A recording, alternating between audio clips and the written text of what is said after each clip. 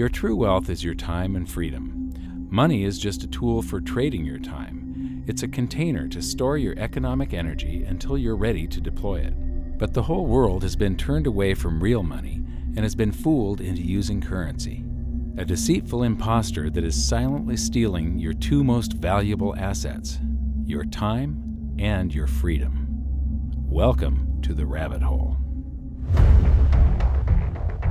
We are entering a period of financial crisis that is the greatest the world has ever known. The wealth transfer that will take place during this decade is the greatest wealth transfer in history. Wealth is never destroyed, it is merely transferred, and that means that on the opposite side of every crisis there is an opportunity. The great news is that all you have to do to turn this crisis into your great opportunity is to educate yourself. I believe that the best investment that you can make in your lifetime is your own education. Education on the history of money, education on finance, education on how the global economy works, education on how all of these guys, the central bankers, the stock market, how they can cheat you, how they can scam you. If you learn what is going on and how the financial world works, you can put yourself on the correct side of this wealth transfer. Winston Churchill once said that the further you look into the past, the further that you can see into the future. This program is all about creating your own crystal ball, being able to gaze into the future, being able to change this crisis, the greatest crisis in the history of mankind, into your great opportunity.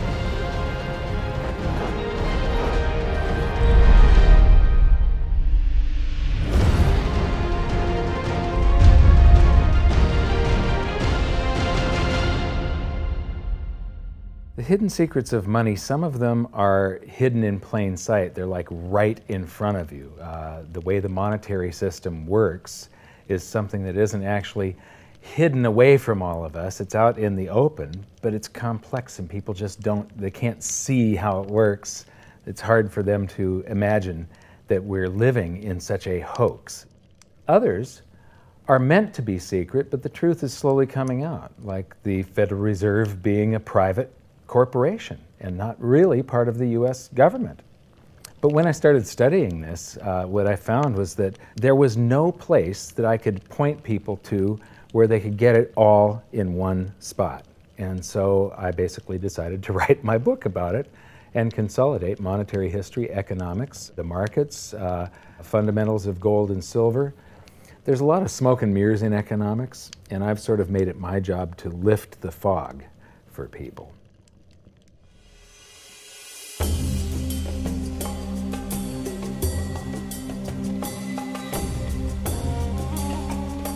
Welcome to Egypt. This is where it all began. Roughly 5,000 years ago, the Egyptians started using gold and silver as their predominant form of currency. But it was not yet money.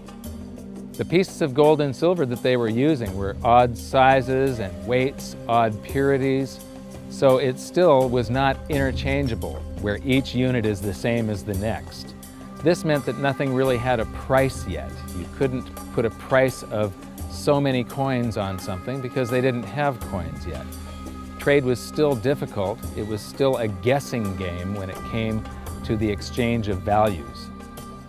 One of the reasons that we are in the financial mess that we are today globally is that people do not understand the difference between currency and money. Currency is a medium of exchange, a unit of account. It is portable, durable, divisible, and something called fungible. Fungible means that each unit is the same as the next unit. A dollar in my pocket buys the same amount as a dollar in your pocket. Money is all of those things plus a store of value over a long period of time. Even financial planners, bankers, your accountant, they don't understand the difference between currency and money. The currency in your pocket is a medium of exchange. It's a unit of account because it's got numbers on it. It's somewhat durable, it's portable, it's divisible in that you can make change, and it's fungible. A dollar in my pocket buys the same amount as a dollar in your pocket.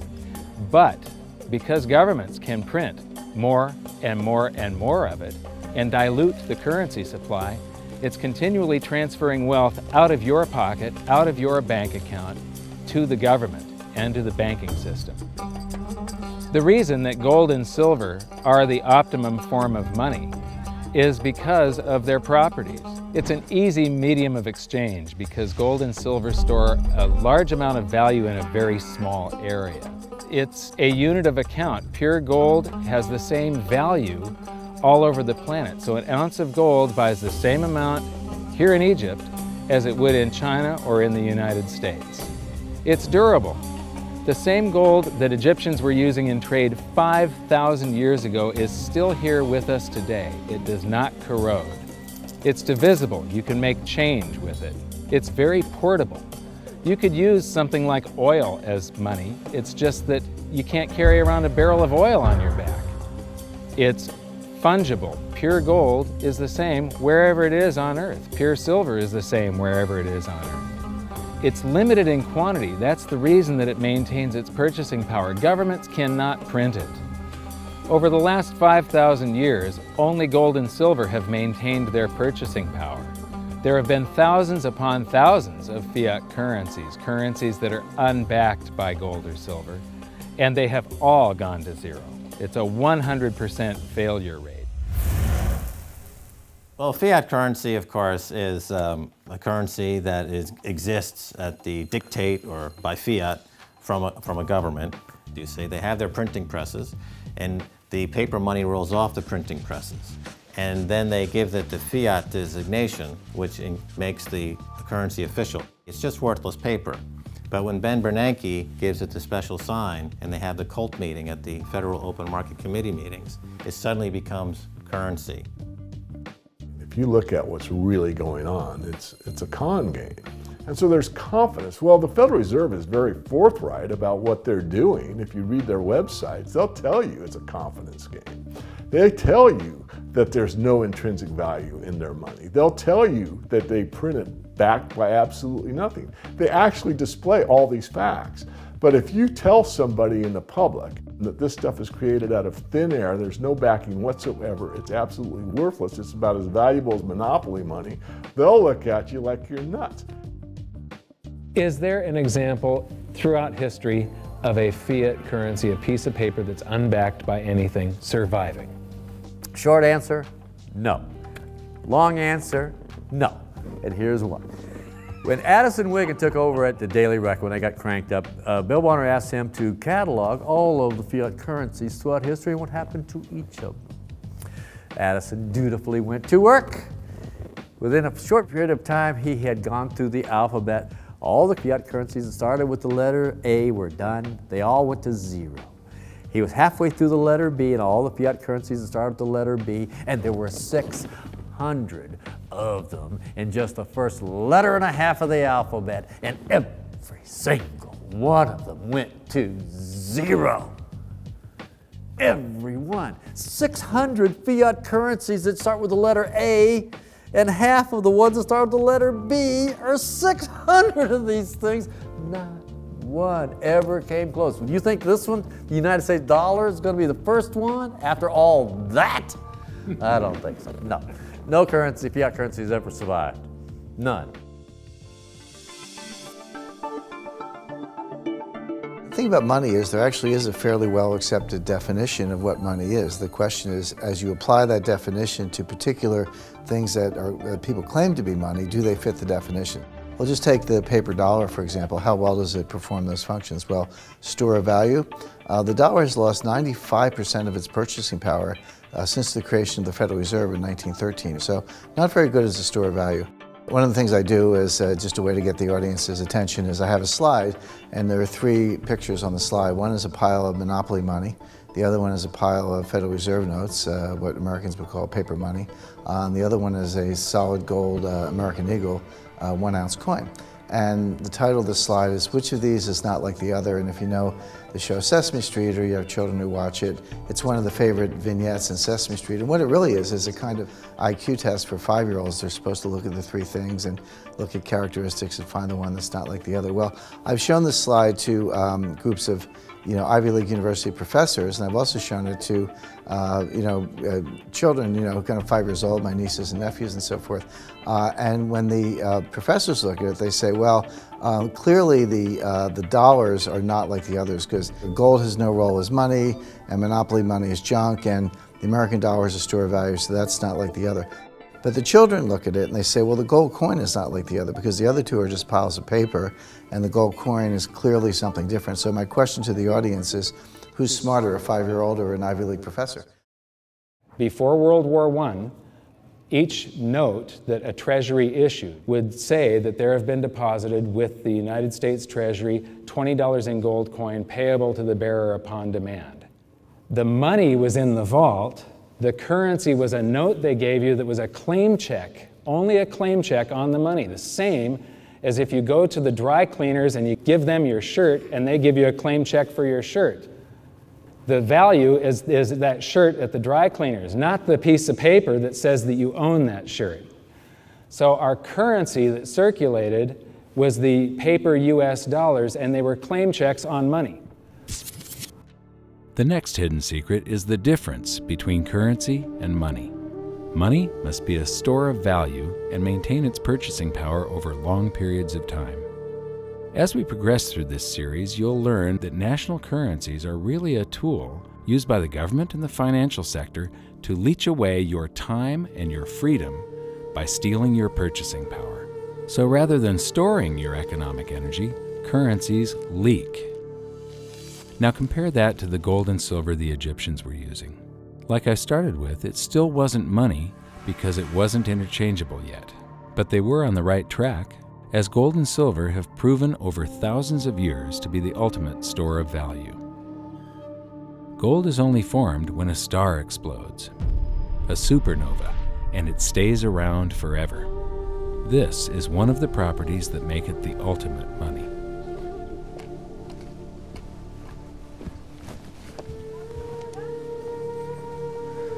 You know, people are amazed that after 5,000 years, the pyramids are still here. But what I'm more amazed at is that the currency that the people that built this were using, that currency, that gold and silver that they were using in trade on a daily basis, is still around today. It may have been melted down and re-refined and it's in a coin or a bar or in some piece of jewelry, but it's still with us today and it still purchases something. Yes, it is the ultimate money because there is nothing else even in the same league. It's divisible, it's permanent, it's a store of value, it's a unit of account. It's got everything you want out of money, but it doesn't go away and it can't be increased. That is what makes gold the most beautiful money of all. What more could you ask out of a money? It keeps governments under control. You can maintain a solvent system. Governments don't like gold at present because they're getting away with the fiat currencies, and they'll do everything they can to discredit it as an asset class. I mean, my goodness, gold has outperformed the Dow Jones Industrial Average in each of the last 7 years, yet it's not considered a legitimate asset class. Why? Again, it's the fear that maybe gold will be imposed on the system, that it will constrain government ability to spend beyond its means. They can't print it. They can't print it, no. The proper definition of inflation, I use Milton Friedman's definition. Inflation is an expansion of the currency supply. Deflation is a contraction of the currency supply. If you expand the currency supply, eventually prices will rise. And if you contract the currency supply, eventually prices will fall. This is a pool, but it's not a pool of water. This is the currency pool. And these are prices. And if you expand the currency supply, prices like a sponge in water have to rise to suck up the excess currency. Governments never stop printing more currency and adding currency to circulation. Therefore, prices keep on going up, not because the stuff that you're trying to buy is changing. The real estate doesn't change. What has changed is the currency purchases less and less. It's the currency going down, not prices going up. The truth is, what we have that makes our world work right now is a big story. None of it's real. It's all just promises. And if you think about it, that's how currency began to work in the beginning. You know, before we had currency, we had barter. I'll give you 3 coconuts and you give me 4 fish, because that's kind of a fair exchange on coconuts to fish. But that got complicated, so we had to invent this thing called money to be a divisible, portable medium of exchange. And the challenge is that we lost that a long time ago when we lost having things of value be our currency. And now we have this thing called numbers and accounts. But trust me, it is not real. It's a big made-up story. One of the biggest make-believe stories ever is called quantitative easing, which sounds complex, but it's really just a smoke and mirrors term for currency creation. QE started with the banking bailouts back in 2009. This currency was created out of thin air and then given to the banks, who paid themselves record bonuses in reward for crashing the world economy. This is a global phenomenon, but all you have to remember for now is that whether it's QE bailouts or stimulus programs, these are all just voodoo, hocus-pocus terms for increased currency creation.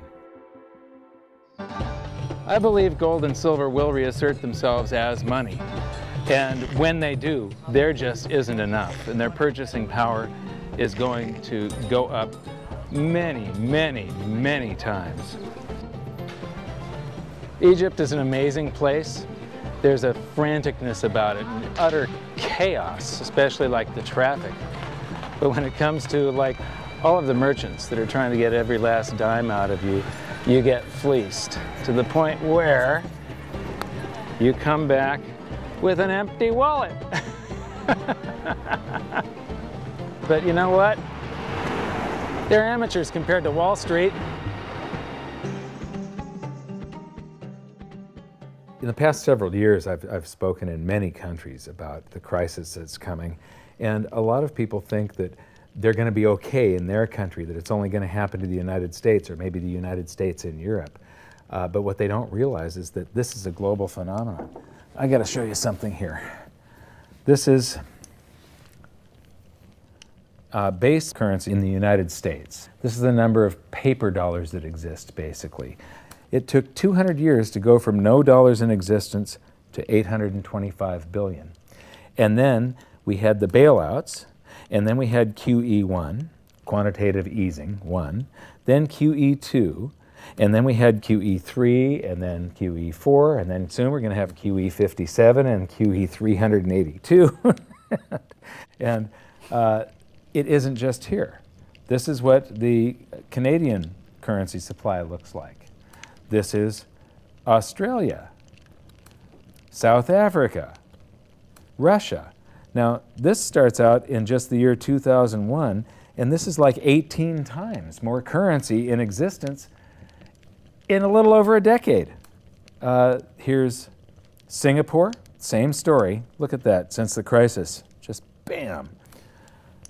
India, China, every government on the planet is doing this insane deficit spending and expanding their currency supplies, doing bailouts. And history shows that there is no example of this turning out well. It is sometimes amazing that we haven't experienced more inflation than we have. If they keep expanding the money supply so vastly, why aren't our prices growing faster than they really are? And the answer is that a good chunk of the money that the Fed created has been shipped overseas. I remember early in my research, I heard this expression that the Americans have exported their inflation. I thought, what is that? How can you export your inflation? Put it in a box and send it out? What do you do? Well, now I understand. You export your inflation by simply sending all these dollars that you created to these other countries, and then they send you their refrigerators and their cars and whatever, their TV sets. So you get hardware, and they get little pieces of paper. It's a great deal for the American people for a while. For a while. Sooner or later, all of those pigeons come home to roost.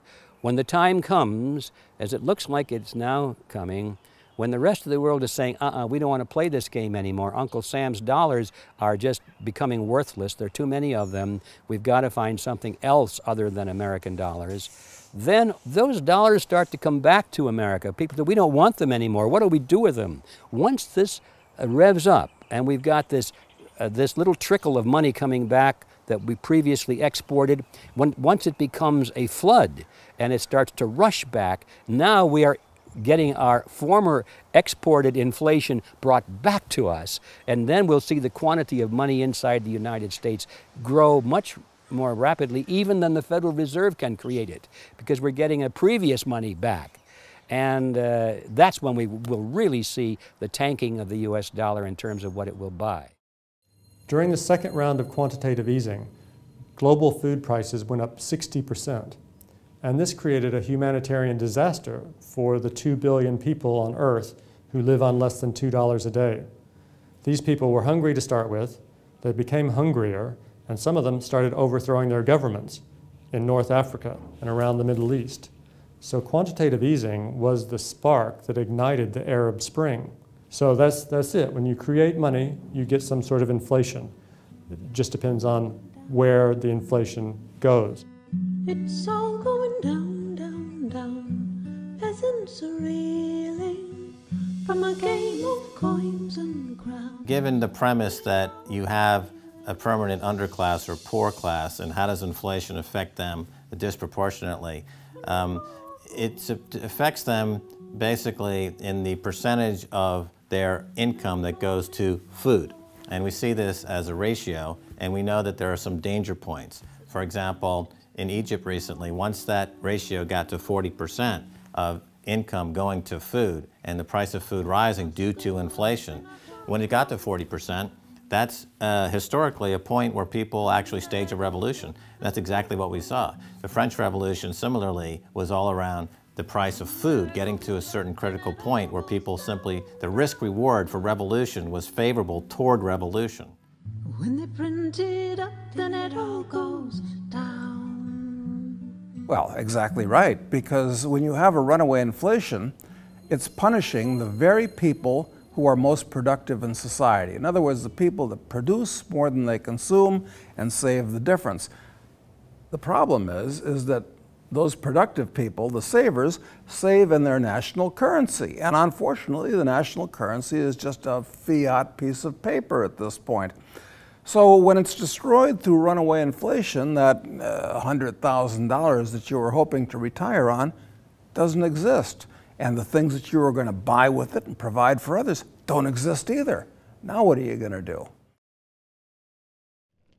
So that all seems pretty scary. However, this is going to happen, and you can only play the hand that you're dealt. But the great news is that gold and silver always end up doing an accounting of the expansion of the currency supplies. Basically, the will of the public and the free markets. When governments do this kind of stuff to their currency supply, they debase it. Eventually it comes back in inflation. People sense the loss of their purchasing power.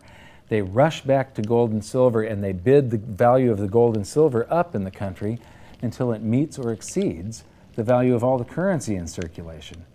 This is a process that's been going on over and over again throughout history, except this time it's happening on a global scale. It has never before happened in all countries at once. And that means that this is the greatest wealth transfer in history. Therefore, it's the greatest opportunity in history, and it's not going to happen again in your lifetime. So now we've learned that your true wealth is your time and your freedom. Money is a trading tool that stores the economic energy that is your time and freedom, whereas currencies leak them away. Gold and silver are the ultimate money simply because of their properties. Fiat currencies are based solely on confidence and always return to their intrinsic value of zero. Governments don't like gold because it imposes restraint. Rising prices are a symptom of an expanding currency supply, and gold and silver always account for an expanding currency supply. So that's it for this episode. Join me next time as we begin to investigate how monetary history just repeats and repeats, and how gold and silver always win the battle between currency and money. Until then, my challenge to you is to stop calling currency money. It's a crucial first step towards setting your mind free of all this economic voodoo and changing your context. You can learn more by watching the bonus features on our website, and if you have any questions, you can post them there, and we'll answer some of your questions in future bonus features. So good luck, thanks for watching, and we'll see you next time.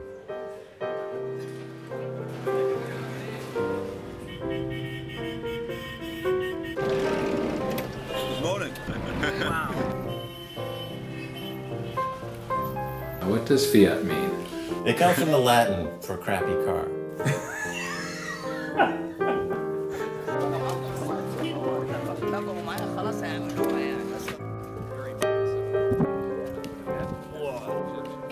In the desert in a suit.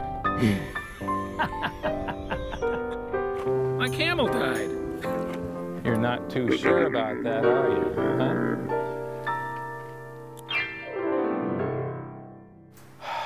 I am ready for a good long nap. Hi, welcome to this bonus feature for the very first episode of Hidden Secrets of Money.